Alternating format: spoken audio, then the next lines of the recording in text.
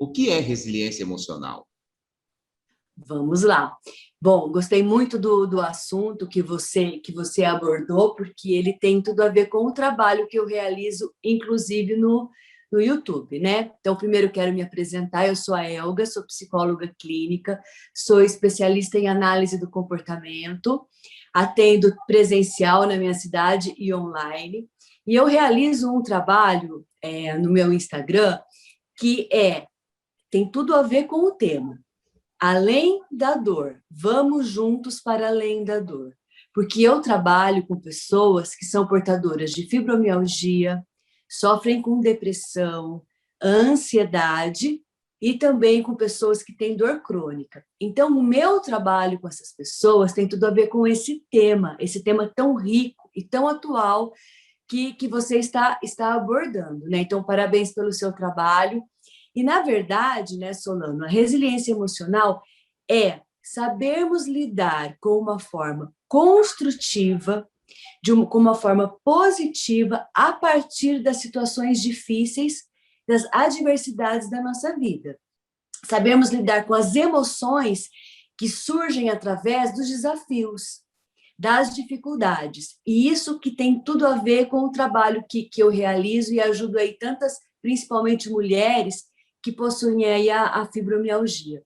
Então, a partir do problema, você não só consegue lidar com o problema, com a situação difícil, de uma forma positiva, construtiva, como você tira o melhor da situação, que na verdade é você se desenvolver, você se melhorar enquanto pessoa e não se perder nas situações difíceis. Como que ela pode ser desenvolvida ao longo da nossa vida, a resiliência? A resiliência, olha, a resiliência, a vida, ela traz essa possibilidade para a gente. A todo momento, nós somos convidados a sermos resilientes. Nós não precisamos forçar nada, é muito natural.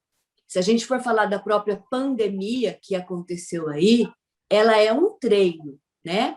Nós não nascemos, Solano, prontos. Tudo isso que nós estamos conversando são habilidades que são desenvolvidas ao longo da nossa vida. Quando nós começamos a deixar as coisas para depois, quando nós nos sentimos emocionalmente perturbados, quando nós não ficamos confortáveis, não é que nós não temos capacidades, né? Aí nós temos uma tendência a nos esquivarmos das situações. Quando deixar para depois, ou não aceitar determinado projeto ou convite. Então, na verdade, a gente tem que entender que nós somos capazes, que nós podemos aprender.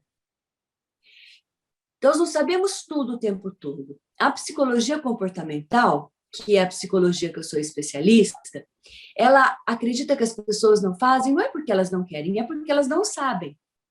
Então, tem como aprender. Então, é realmente você encarando, você enfrentando os desafios do seu dia a dia, da sua vida. A própria fibromialgia, por exemplo, que é uma doença, que é uma síndrome de dor, né? Uma das características é o cansaço extremo, é uma dor no corpo todo. Inclusive, eu sou portadora de fibromialgia.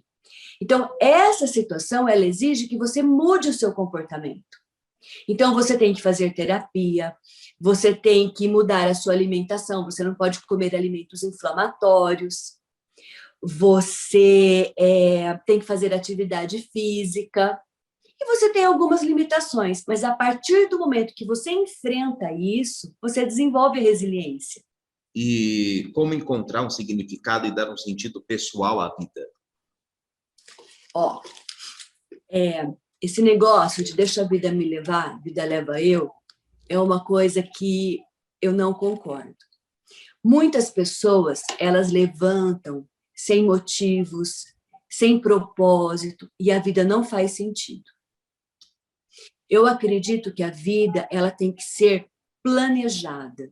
Planejada como? Eu não estou falando de nada rígido, de nada metódico, mas você tem que se conhecer para você saber o que é importante para você, o que você espera, onde você quer chegar. E você tem que ter uma rotina que te leve a isso. Você precisa acordar e ter um propósito para a sua vida fazer sentido.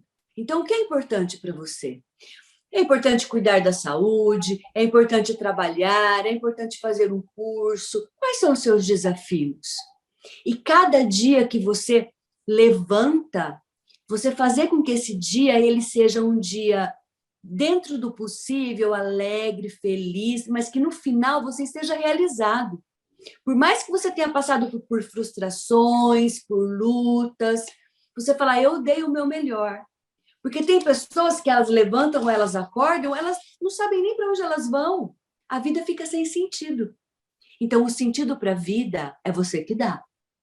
E isso, com certeza, te ajuda, né, a enfrentar todas as adversidades.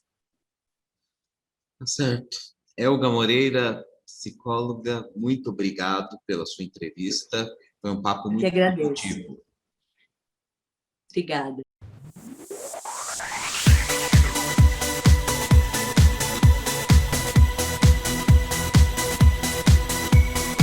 Por que você escolheu ser professora?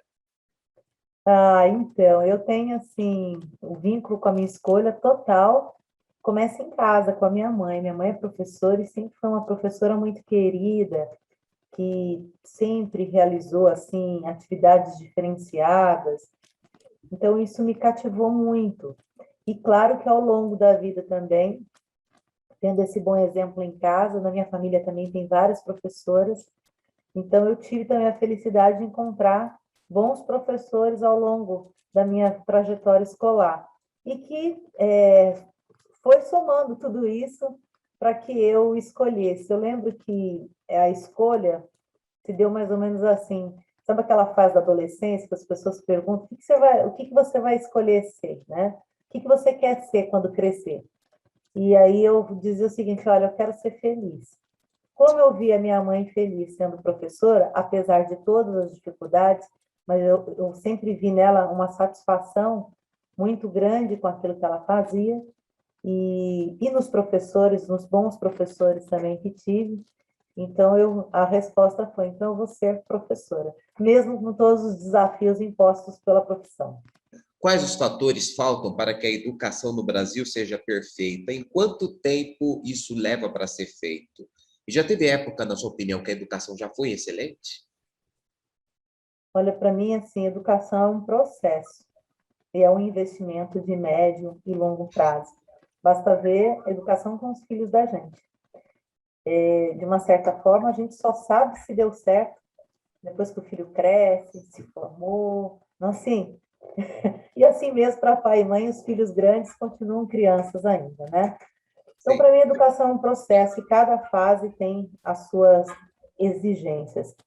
A questão da perfeição, eu tenho um pouco de cuidado com essa palavra, sabe, Solano? Porque a diversidade é tão grande de território, de cultura, de crenças, de valores, de aprendizado, ainda mais hoje, né? Eu acabei de ler uma parte da pesquisa realizada pela OCDE com relação à questão da educação pós-pandemia para alguns países, e o nosso aqui a gente ainda, né? Eu não vejo ainda como pós, a gente está ainda em situação de alerta, né? Mas a situação de dificuldade de aprendizagem, no geral, no mundo todo, isso acentuou de uma maneira, assim, muito significativa. Então, todos os governantes, gestores, estão sendo chamados a reavaliar seus currículos. Vários países, por exemplo, o Chile já realizou isso no ano passado. O Brasil ainda, a gente tem situações isoladas, né, de redes, sistemas de ensino que já realizaram, e temos sistemas de ensino começando esse trabalho de reestruturar os seus currículos, ou seja, de realmente fazer uma espécie de um contra-ataque, da gente poder elencar quais são as prioridades, quais são os conteúdos essenciais que podem garantir uma base mais consolidada para essas crianças que já foram, e não adianta a gente dizer que não, né? Tiveram aí as suas dificuldades acentuadas por conta desse período. Por mais que a gente tenha buscado fazer o melhor possível, ainda, né, o presencial, essa questão do olho no olho, do contato diário, isso, escola é convivência, né? Mais do que nunca, isso ficou, acredito que claro para todo mundo. É claro que também que na educação mediada por tecnologia, seja ali no WhatsApp, com o que é possível, né? Ou pelo computador, tudo isso mostrou também para a gente o quanto que o Brasil está atrasado. Enquanto outros países, o uso dessas tecnologias já fazem parte do cotidiano escolar, tanto de professores quanto de alunos, aqui, para a grande maioria, ainda não fazia, era algo a ser desenvolvido, né? E essa pandemia, ela acelerou esse processo, teve ganhos, não, a gente não tem como não olhar também para os aspectos positivos, no entanto, os aspectos negativos, eles acabam sendo que Sobressai. destacados, né? Pelo fato de muitos não terem o recurso e também não conseguirem acessar.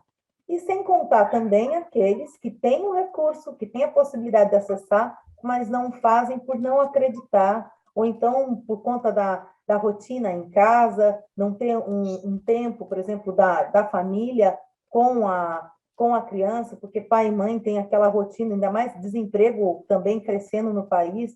Então, o trabalho que essas famílias têm tido também para garantir o sustento dentro de casa, tudo isso acaba que somando e fragilizando as estruturas de apoio para que a gente possa persistir e fazer o melhor possível com o que a gente tem. Para terminar, qual seria o melhor presente que deixaria os professores completamente satisfeitos? Eu acredito, posso falar vários presentes? Pode, pode. Eu sinto que é assim, uma estrutura de trabalho, a implantação, por exemplo, de uma vez por todas da jornada de 1/3, quem é professor sabe o que seria essa jornada de 1/3. Você pegar o seu tempo de trabalho, duas partes desse tempo você dedicar à convivência com o aluno. E uma parte desse tempo você dedicar ao planejamento de toda essa ação que vai ser realizada. Então, isso não é realidade em muitos locais do nosso Brasil. Por exemplo, Taubaté não tem a jornada de 1/3 implantada, é uma cidade grande, mas que ainda não tem isso implantado. E que a gente sente aqui, né, estando na sala de aula, a gente vê o quanto que isso poderia melhorar muito a performance dos professores e também o resultado do que é feito com as crianças. Melhorar a remuneração dos professores, claro, né, ainda, por mais que a gente tenha avançado ao longo dos últimos anos, ainda quando você compara a situação de professor com outras profissões que também exigem um nível superior, a gente tem ainda um salário abaixo dessas outras profissões. Então, isso é algo que a gente precisa também estar revendo, em termos de melhores condições de trabalho. E uma formação também que seja coerente com as necessidades diárias, né, a cada dia. O respeito também por parte da sociedade é um grande presente para nós. Tá certo. Estou muito feliz de ter entrevistado você. Mais uma vez, feliz Dia dos Professores para você. E tudo de bom. Obrigado pela entrevista, Juliana Gama. Eu agradeço, Solana, você, e quero aqui também registrar meu agradecimento à minha mãe, a todos os professores que me inspiram na minha trajetória, que, é claro, né, uma professora com várias vivências em várias dimensões, tanto na sala de aula, na gestão de escola, gestão de secretaria da educação, na política, na parte acadêmica, científica também, né? E agradecer aos meus alunos, tanto do método Gama, como também os meus alunos do Quinto Ano A, que vivenciam também o método Gama, e as famílias que fazem parte desse processo e têm feito parte comigo nesse ano, nesse momento que para mim tem sido um momento muito nutritivo para minha trajetória.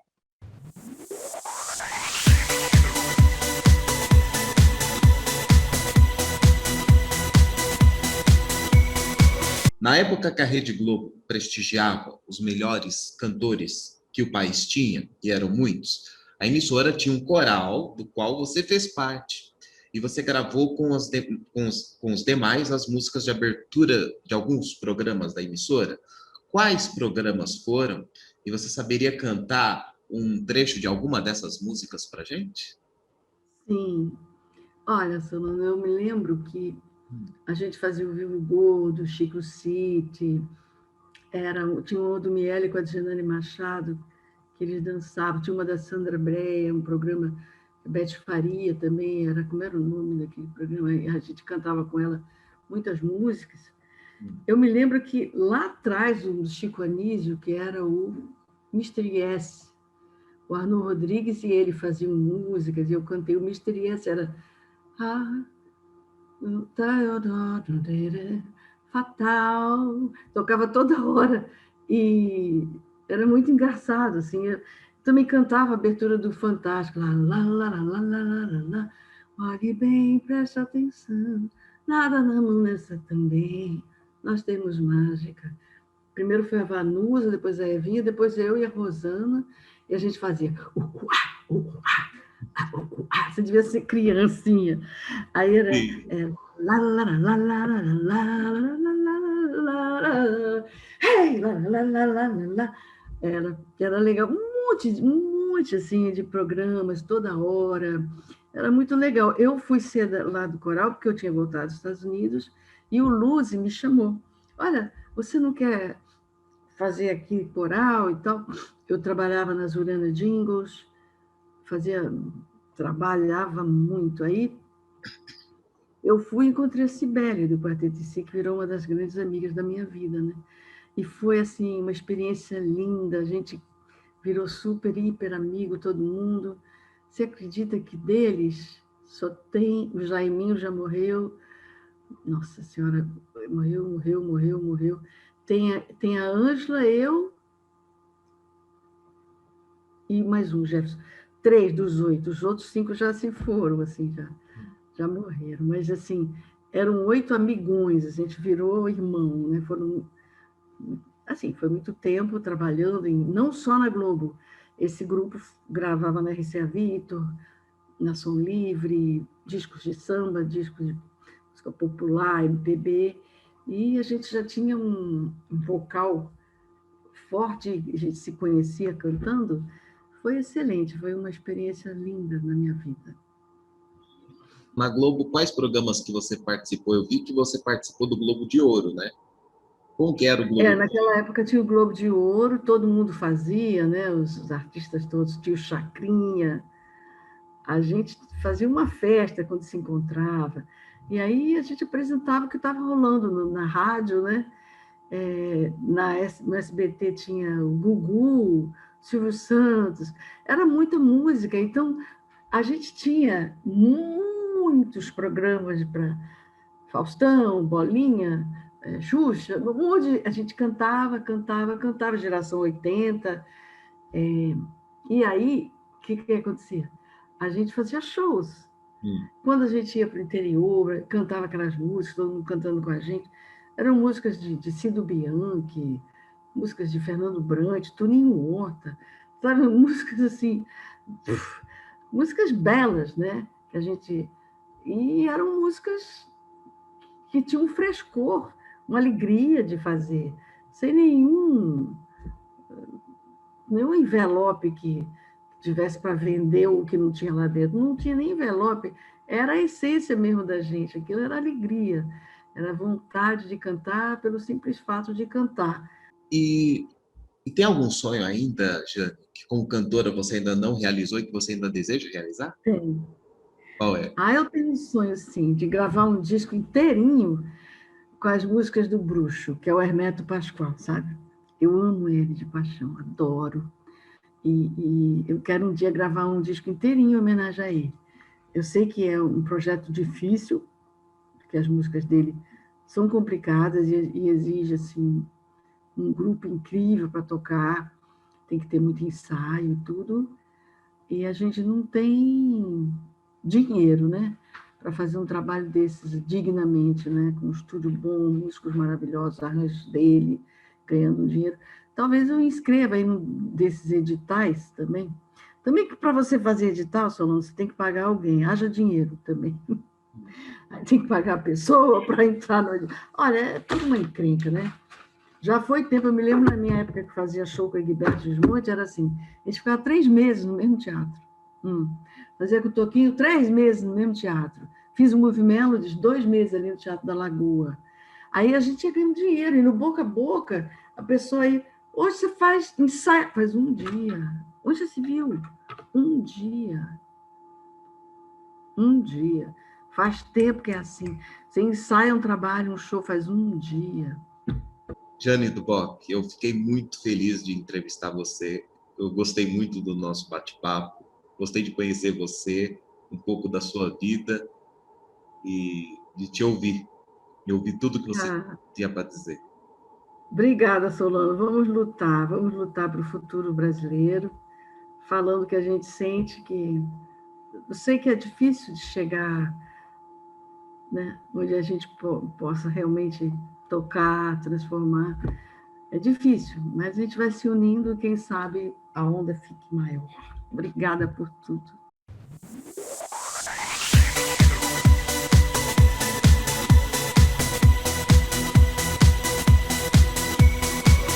Você começou no teatro ou na televisão? E é fácil aprender a ser atriz? É no teatro, comecei no teatro. Olha, para você ter uma ideia, eu desenhei um palco, eu desenhei os refletores, eu desenhei uma atriz agradecendo os aplausos, e eu nunca tinha estado num palco. Isso é coisa mesmo de, sabe? Parece que estava escrito em algum lugar que eu ia seguir essa carreira. E a gente não para de aprender, de estudar, então eu não sei te dizer, é muito difícil. E eu acho que é para a vida toda. Toda vez que eu pegar uma personagem nova, eu vou estar aprendendo do zero. Então, sempre eu vou estar estudando muito. O teatro ensina. O Silvio Santos me perguntava, Ratkov, você gosta de teatro, né? E Solano, eu estava do lado do maior homem da televisão do Brasil, e eu nunca pensei em falar, não, Silvio, eu gosto de televisão. Eu falava, Silvio, eu gosto de teatro, porque é onde eu acredito, eu acreditava que é que se formam os atores, os artistas, né? E é difícil, é muito difícil, não é fácil, não. Porque você tem que ter uma vaidade para se exibir e uma humildade para se posicionar. Não sei se você entende. É difícil porque você tem de ser... Se você fizer o papel do bandido, do vilão, você tem de ser o melhor vilão que você puder ser, mas com humildade. Então, você, na verdade, tem de aprender sobre o ser humano, fazer muita pesquisa sobre o ser humano, entender aquilo.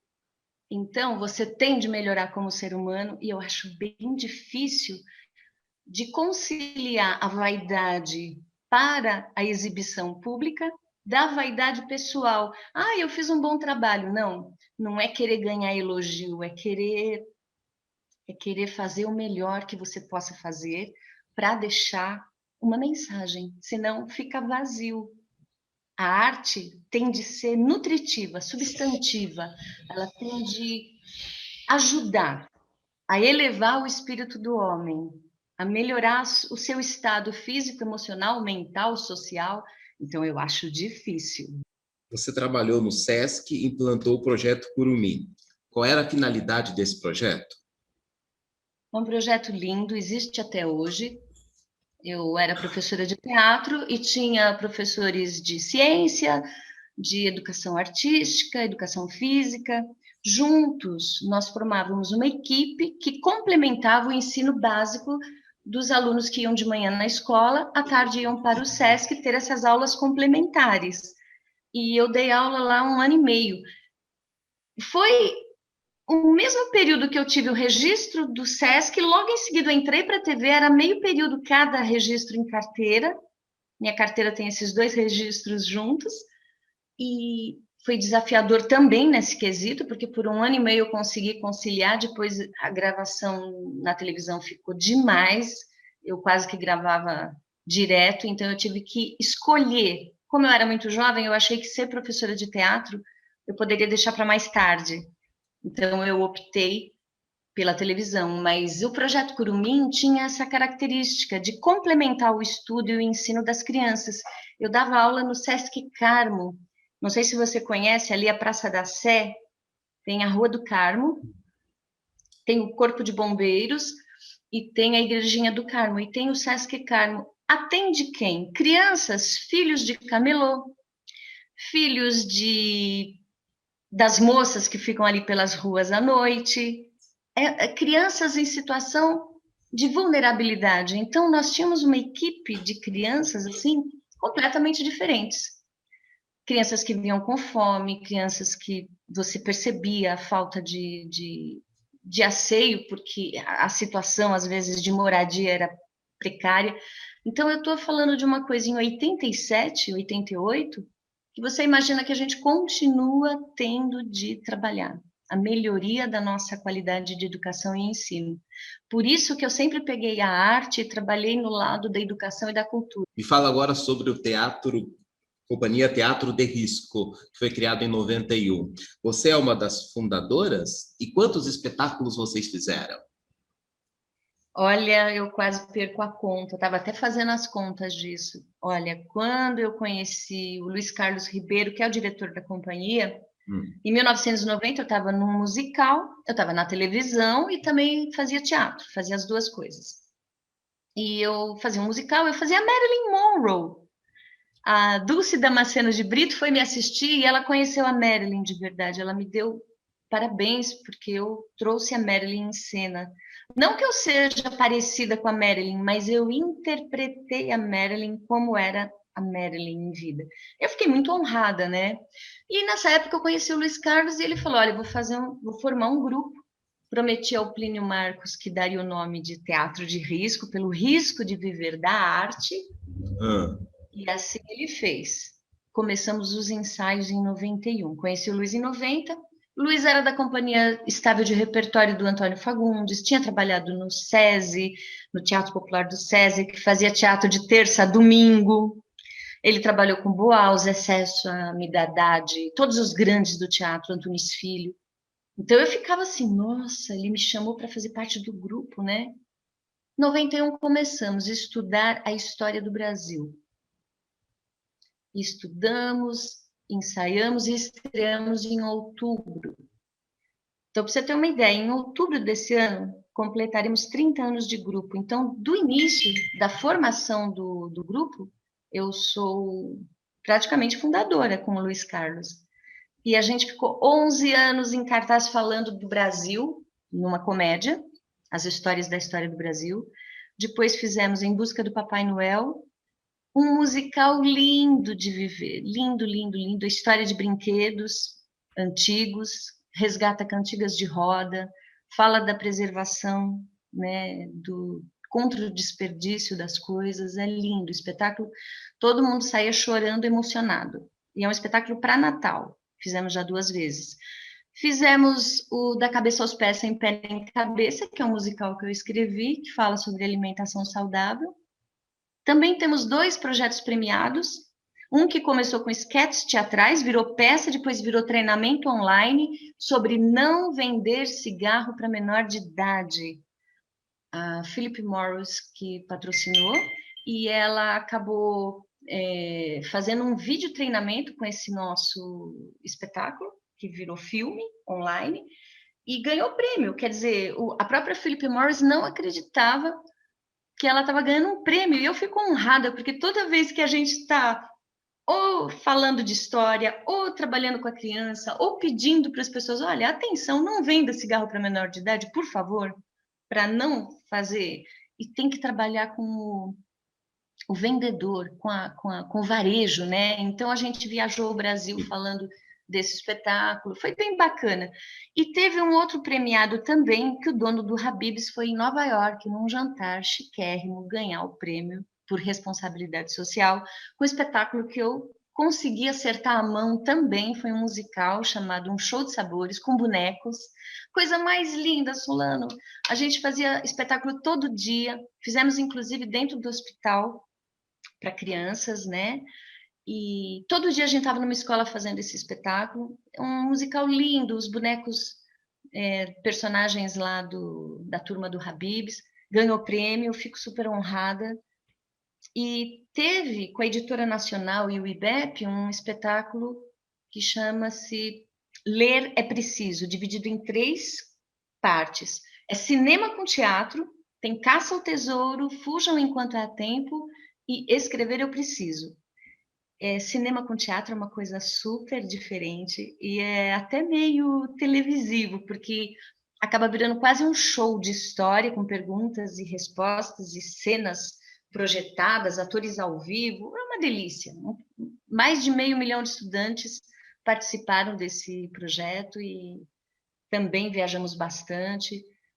E tem outras peças menores, outros espetáculos menores. Teve um que a gente fez de encomenda por Edgar Poça, sabe a Turma do Balão Mágico? Sim. Nós paramos a Bienal com um espetáculo que eu escrevi, um pocket espetáculo, rádio com imagem, que narrava os livros da coleção O Mágico do Balão.